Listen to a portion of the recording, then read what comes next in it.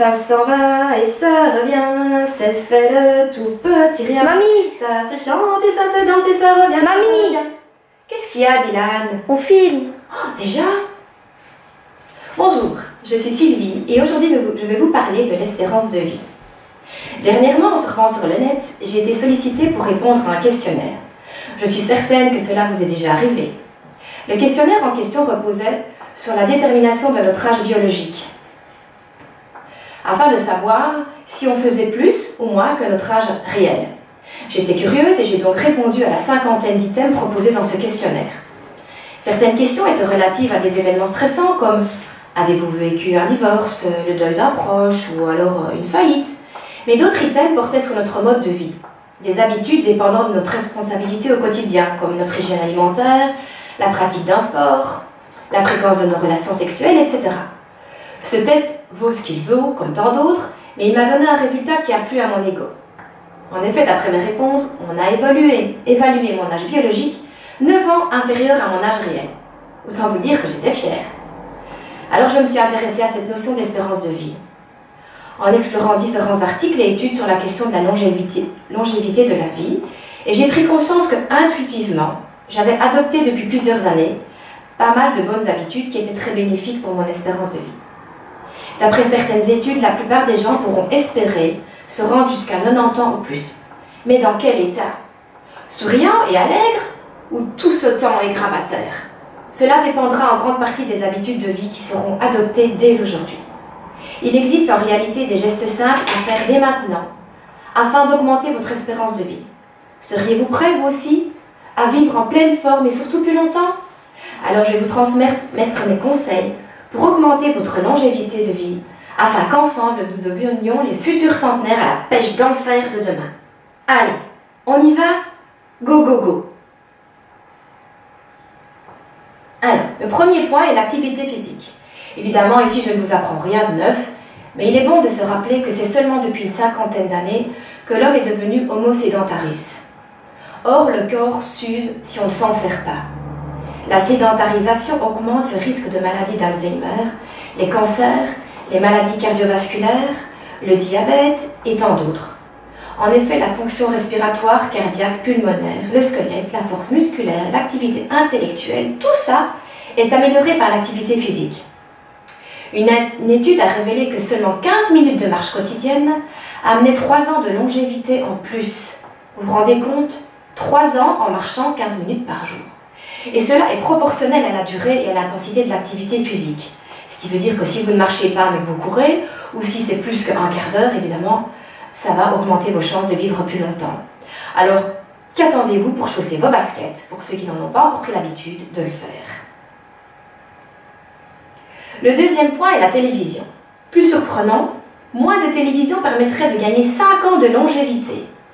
Outre le fait que la télévision n'offre pas de programmes très enrichissants et que les médias ne cessent de s'attarder sur tout ce qui est négatif car cela est vendeur, une étude australienne a soulevé d'autres constats.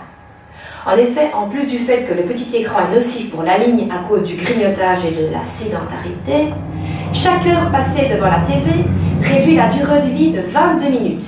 Chaque heure réduit la durée de vie de 22 minutes.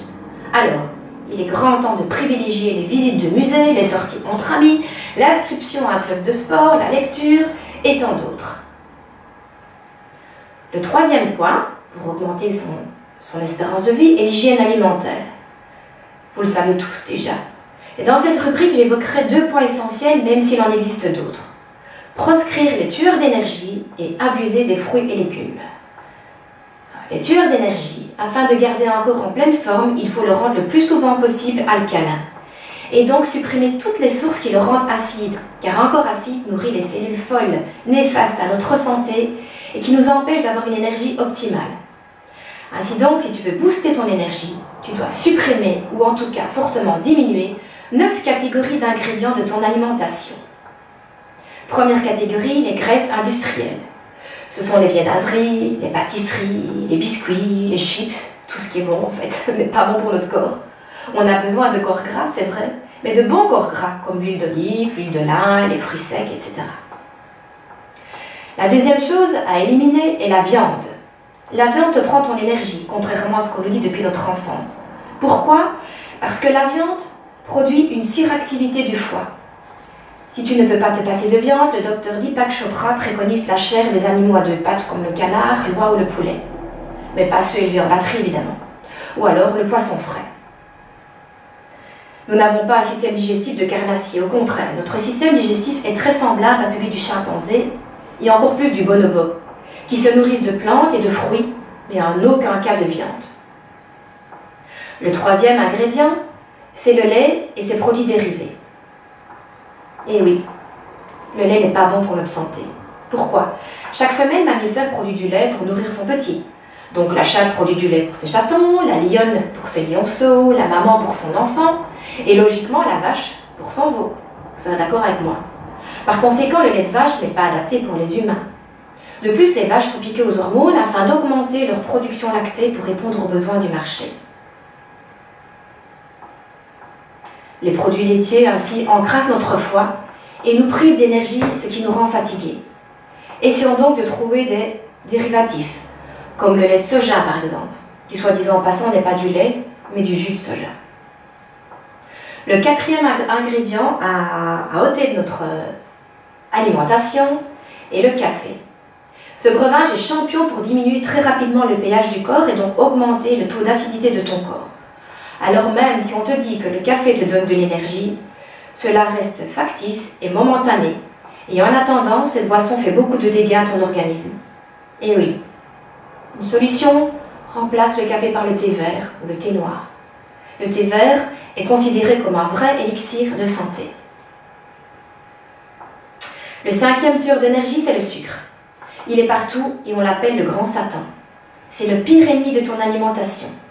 Pas seulement sous forme de sucre blanc, mais dans les sodas, les pâtes blanches, les céréales blanches, le riz blanc, le pain blanc.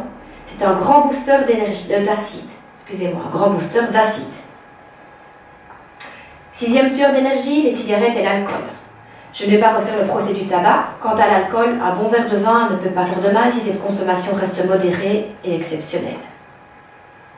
Le septième tueur d'énergie, ce sont les produits blancs. Ici, je ne parle pas des produits hard discount, mais bien des pâtes blanches, des pains blancs, du riz blanc.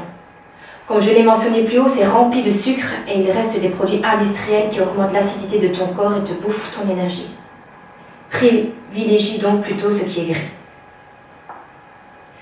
Le huitième tueur d'énergie est le vinaigre. Vinaigre, dérivé, tout ce qui est vinaigrette, etc.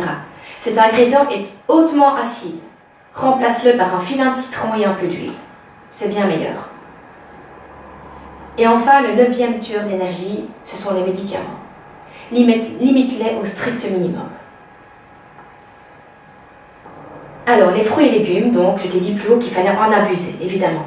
On recommande minimum 5% de fruits et légumes de manière quotidienne. Ils doivent faire partie de tous les repas et occuper la moitié de nos assiettes. Afin de préserver les nutriments des légumes, la cuisson à la vapeur est préférable. N'oubliez pas non plus que vous pouvez en faire des boissons en mixant vos légumes et fruits préférés. Faites preuve de créativité. Sinon, le net regorge de nombreuses recettes de smoothies plus qu'alléchants. Quatrième point, pour augmenter notre espérance de vie, et se faire dépister et suivre ces traitements s'il y a lieu. Même si nous paraissons en bonne santé, il est bon et même fortement recommandé de faire un bilan annuel chez son médecin traitant. Ce bilan peut révéler un début de carence ou au contraire un surplus d'éléments nocifs pour l'organisme, comme le cholestérol ou le sucre. Le dépistage permettra aussi d'identifier le développement d'une maladie qui pourrait se révéler fatale si elle n'est pas soignée à temps. D'après une étude, ce comportement de dépistage et de suivi de traitement, le cas échéant, permettrait de gagner jusqu'à 15 ans d'espérance de vie. Le cinquième point, pour augmenter notre espérance de vie, c'est se faire du bien. Trop souvent, ce point est laissé aux oubliettes, mais il est pourtant essentiel. Vous savez pourquoi? Car le bonheur et la créativité permettraient au quotidien de faire naître 700 nouveaux neurones par jour. Moi, je pensais qu'on perdait des neurones en vieillissant. Et j'apprends aujourd'hui qu'en étant heureux, qu'en créant de nouvelles choses, on peut gagner 700 nouveaux neurones par jour. Je préconiserai 3 points, mais il y en a sûrement d'autres selon les préférences de chacun pour diminuer un stress trop présent dans nos sociétés occidentales. D'abord se détendre grâce aux moyens de notre choix ou tout simplement ne rien faire, se faire masser et faire l'amour. D'abord, prenons le point se détendre. Nous avons tous besoin à certains moments de lâcher prise par rapport à la routine quotidienne. Nous avons tous besoin de loisirs, de vacances ou de me-time. Pour ce dernier point, je vous renvoie à mon blog. Il ne faut surtout pas penser que ces arrêts sont des pertes de temps, au contraire. Je l'ai souvent cru aussi, à mes dépens. Je me suis trompée. D'ailleurs, les burn-out, les dépressions, les crises d'anxiété, les troubles psychosomatiques sont là pour nous rappeler qu'il faut se chouchouter. Et puis plus nous prendrons soin de nous, plus nous pourrons être disponibles pour notre entourage. Et plus nous serons aussi performants dans notre travail, notre activité sportive ou dans nos tâches quotidiennes, quelles qu'elles soient. À vous de trouver le ou les moyens qui vous permettent de sortir de la routine quelques moments par jour ou par semaine. Cela peut être le sport, la lecture, la couture, le jardinage, être assis sur votre terrasse sans rien faire, cuisiner, etc. Deuxième point, se faire masser. Ce point pourrait évidemment faire partie de ce qui précède, mais je voulais le mettre en évidence, car des études ont démontré que les massages, outre le fait de nous détendre et donc de diminuer fortement la sécrétion du cortisol dû au stress, pouvaient soulager les douleurs et améliorer la circulation lymphatique, tout comme la pratique du trampoline, afin d'accélérer l'évacuation des toxines de notre organisme. Il existe toute une série de massages différents. À vous d'opter pour celui qui vous apportera le plus de bien-être.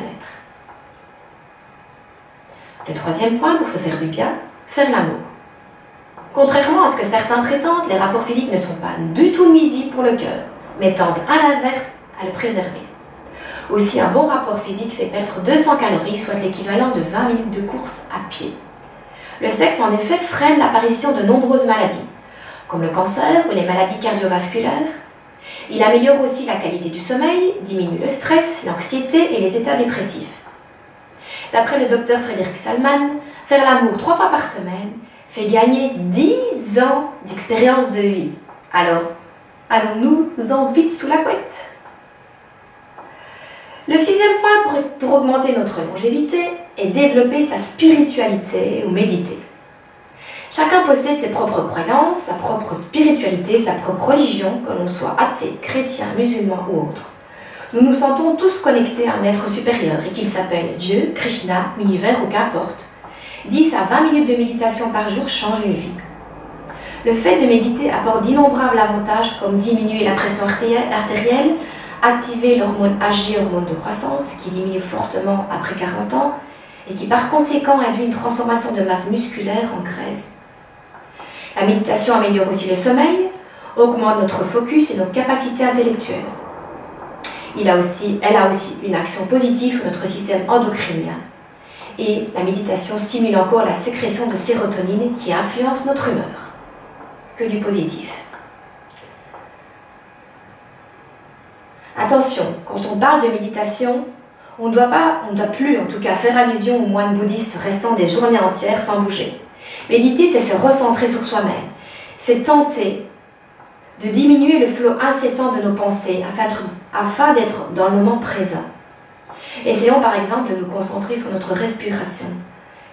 Visualisons l'air insufflé par les narines qui se propage dans tout le corps, afin de lui apporter oxygène et énergie jusqu'à son expulsion lors de l'expiration.